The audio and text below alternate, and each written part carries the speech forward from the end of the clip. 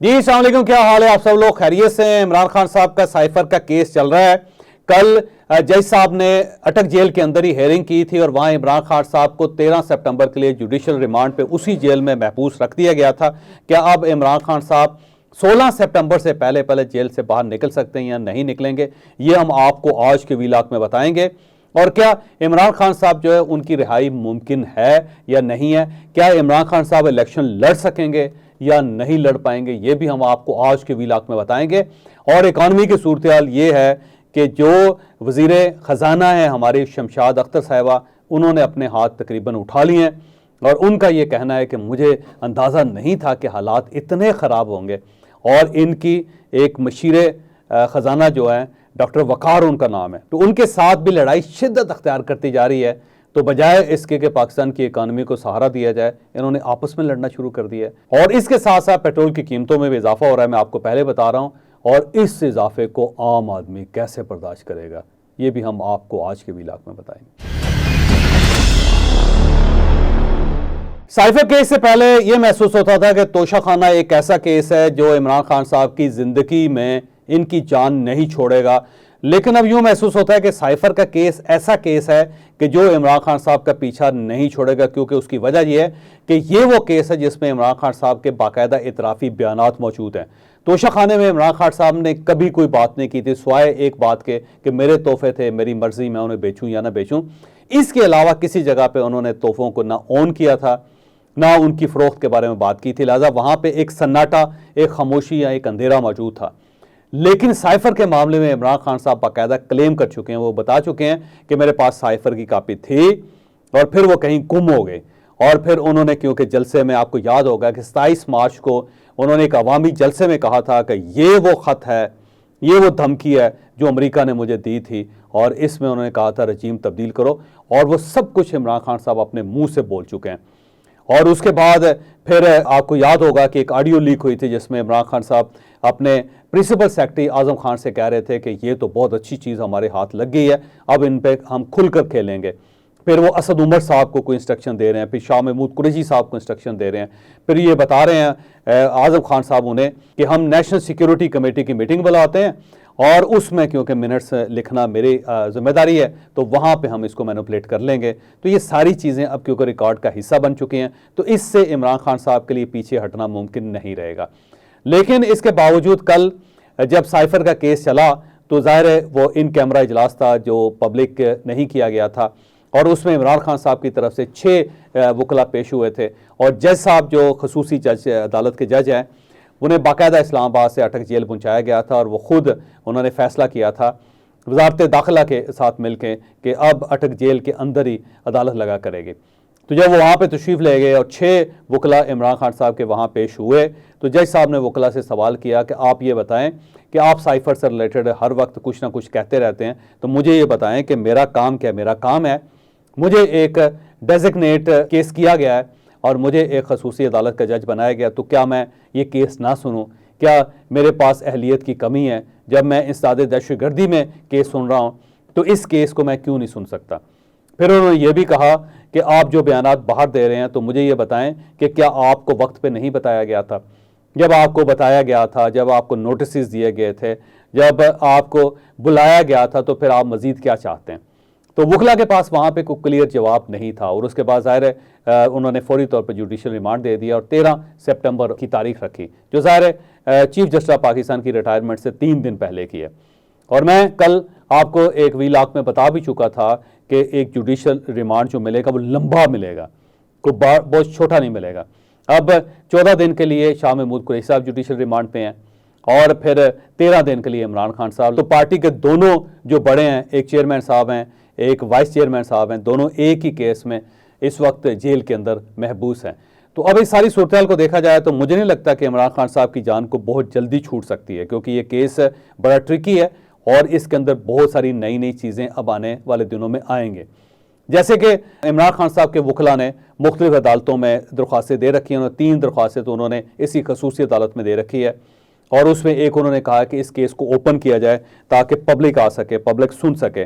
दूसरा उन्होंने इसमें कहा है कि ये जो अदालत का नोटिफिकेशन है कि आप अटक जेल के अंदर खसूसी अदालत लगा रहे हैं, इस नोटिफिकेशन को वापस लिया जाए, ये ठीक नहीं है और ये अनप्रेसिडेंटेड है। फिर ये भी कहा गया कि आप उनकी ज़मानत बाद गिरफ्तारी जो है उसको कबूल कर लिया जाए, और ये जो ज़मानत बाद गिरफ्तारी की दरख्वास्त है ये इस्लामाबाद हाई कोर्ट में दी गई। फिर इसके साथ साथ ये है कि ये ट्रायल जो है वो बनता नहीं है और ये इमरान खान साहब के साथ ज़्यादती की जा रही है। तो फिर उनके जो वकील हैं सलमान सफदर साहब, उन्होंने कल बड़ा खूबसूरत नुक्ता उठाया मीडिया के सामने। उनका ये कहना था कि जब कैबिनेट ने इस साइफर को डीक्लासीफाइड कर दिया था तो उसके बाद ये केस बनता ही नहीं था। तो एक लिहाज से उनकी बात दुरुस्त है, क्योंकि 9 अप्रैल 2022 को शहबाज गिल साहब ने ट्वीट करके ये बताया था कि हमारी कैबिनेट ने ये फैसला कर लिया है कि हम इसको, ये जो साइफर है इसको डीक्लासीफाइड कर रहे हैं। और उसमें उन्होंने डिटेल के साथ बताया था कि हम ये चाहते हैं कि सदर साहब के पास जा सके, और हम ये चाहते हैं कि चीफ जस्टिस ऑफ पाकिस्तान के पास जा सके, और हम ये चाहते हैं कि स्पीकर साहब इसको पढ़ के स्पीकर साहब भी इसके ऊपर फैसला कर सकें। तो उनका जो ट्वीट है वो मेरे सामने है इस वक्त। उन्होंने कहा chief justice of Pakistan, speaker कौमी असम्बली और चेयरमैन सेनेट को, ताकि हम ये भिजवा सकें, और वो इसके साथ साथ चीफ जस्टिस साहब इसको देख के इसके खिलाफ कोई कार्रवाई कर सके। अब ये बात दुरुस्त है, लेकिन ये जो ऐलान है या कैबिनेट का जो इजलास है ये 9 अप्रैल 2022 को हुआ था, लेकिन इमरान खान साहब ने जो साइफर था वो 27 मार्च को जलसे के अंदर लहराया था।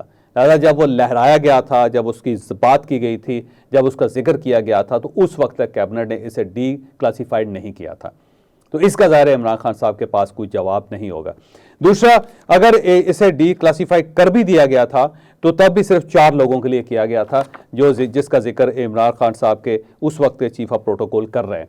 अब ये जो पब्लिक को बताया गया, जो पब्लिक को दिखाया गया, तो उसके बारे में क्या जवाब होगा इमरान खान साहब के पास। और फिर इसके साथ साथ वो जो कॉपी इमरान खान साहब के पास थी वो कैसे गुम हो गई, और फिर अमेरिका कैसे पहुंच गई, और फिर एक वेबसाइट की ऊपर वो कैसे पूरी की पूरी शाया हो गए।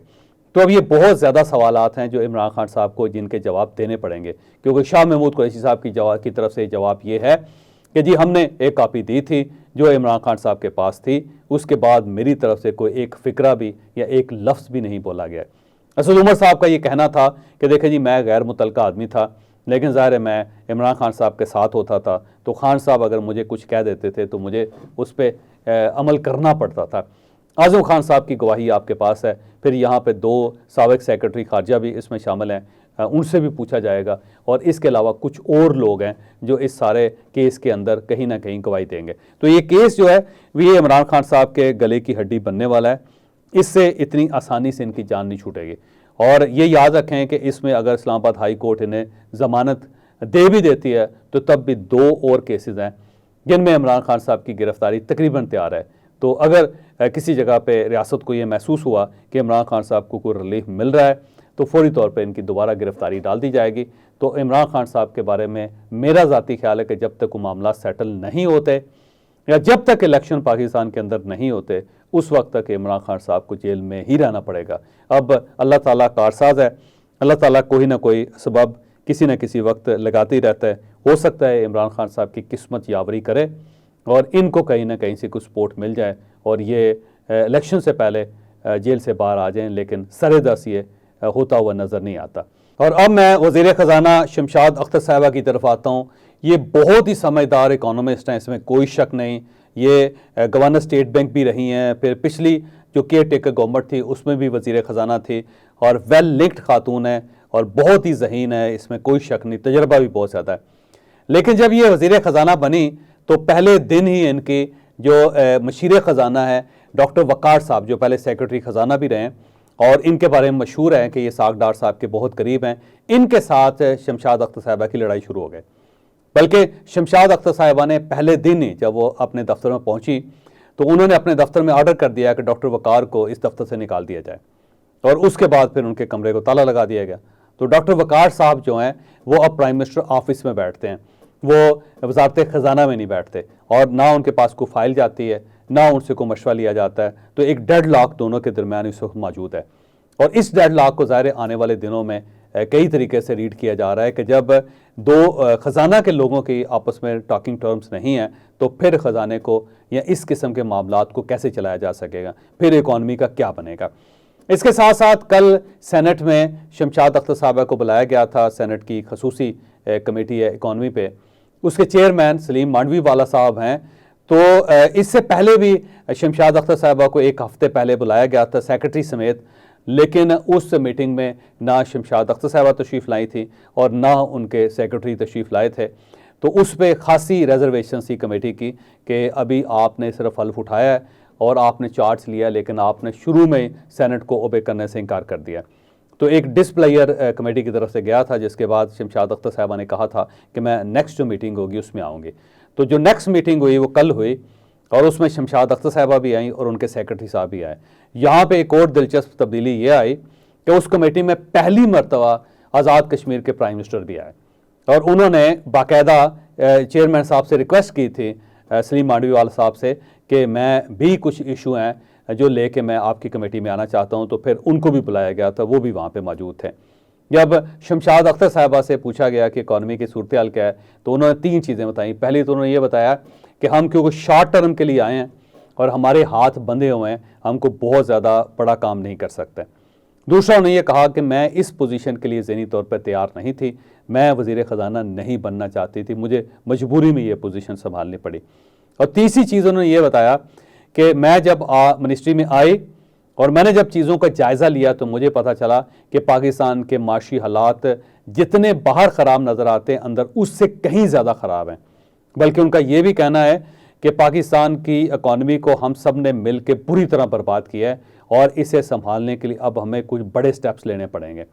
और उनकी इस बात से यूँ महसूस हुआ कमेटी को कि शायद शमशाद अख्तर साहबा अपने हाथ उठा चुकी हैं और अब इन्हें शायद ये महसूस हो रहा है कि इस इकॉनमी को संभालना, और वो भी 6-7 महीनों के लिए, इतना आसान काम नहीं होगा। और यहाँ पे ज़ाहिर पेट्रोल की कीमतें भी बढ़ रही हैं और मुझे यूँ लगता है कि जब ये वीलॉग आप सुन रहे होंगे तो उसके चंद घंटों के बाद पाकिस्तान के अंदर पेट्रोल की कीमतों का एक बहरान पैदा हो चुका होगा। और उसकी रीज़न ये है कि दुनिया में जो पेट्रोल एक्सपोर्ट करने वाले सबसे 2 बड़े मुल्क हैं, एक रशिया है और दूसरा सऊदी अरेबिया है। इन दोनों ने ज़्यादा मुनाफा हासिल करने के लिए पेट्रोल की शॉर्टेज पैदा की है। इन्होंने सप्लाई कम कर दी है। जब सप्लाई कम हुई, दुनिया में शॉर्टेज पैदा हो गई, तो उसके साथ ही प्राइसेस ऊपर जा रही हैं। अब इन प्राइसेस को नीचे लाने का सिर्फ एक ही तरीका है कि ये दोनों मुल्क अपनी सप्लाई को बहाल कर दें। सप्लाई ज़्यादा होगी, डिमांड उसके साथ मैच करेगी, तो फिर पाकिस्तान के अंदर भी कीमतें नहीं बढ़ेंगी। लेकिन अब सर-ए-दस्त है, क्योंकि बैनुल-अक़वामी इशू है, तो पाकिस्तान की मजबूरी है कि उसे ये कीमतें बढ़ानी पड़ेंगी। लिहाजा अब आप इन कीमतों को, अगर ये 10, 15, 20 रुपये बढ़ जाते हैं, इन कीमतों को अब बिजली की कीमतों के साथ रख के देखें तो पाकिस्तान के अवाम ये सारे खर्चे कैसे बर्दाश्त करेंगे। और फिर इसके साथ साथ अब जो चीनी है उसका बहरान पैदा हो रहा है। चीनी पाकिस्तान के अंदर ख़त्म हो रही है और पिछली जो गवर्नमेंट थी 16 महीने की, उसमें इसहाक डार साहब ने चीनी एक्सपोर्ट करने की इजाज़त दे दी थी। अब चीनी इतनी ज़्यादा एक्सपोर्ट हो चुकी है कि अंदर एक क्राइसिस पैदा हो गया है। तो अब ब्राज़ील से 220 रुपये किलो के हिसाब से चीनी खरीदी जा रही है। लिहाजा आप तैयारी पकड़ लें कि अगर ये मामला सेटल नहीं होते तो इसी महीने में आपको चीनी 220 रुपये किलो ख़रीदनी पड़ेगी। तो मेरा मशवरा आपसे ये है कि आप उससे पहले अगर आपको थोड़ी सी चीनी मार्केट से मिलती है तो 180 रुपये में या 175 रुपये में या 160 रुपये में ख़रीद लें, क्योंकि अगले महीने या इसी महीने ये जो सितंबर स्टार्ट हो गया है, इसमें आपको चीनी 220 रुपये की लेनी पड़ेगी। तो पाकिस्तान के जो इकनॉमिक हालात हैं वो वाकई पहले से ज़्यादा ख़राब नज़र आ रहे हैं। उसके ऊपर जो पेट्रोल का ख़र्चा है वो पड़ने वाला है और उसके साथ साथ जो हमारी वज़ीर ख़जाना है वो ऑलमोस्ट जो है वो कोलैप्स कर गई और उनको समझ नहीं आ रही कि इस इकानमी को वो चलाएंगी कैसे।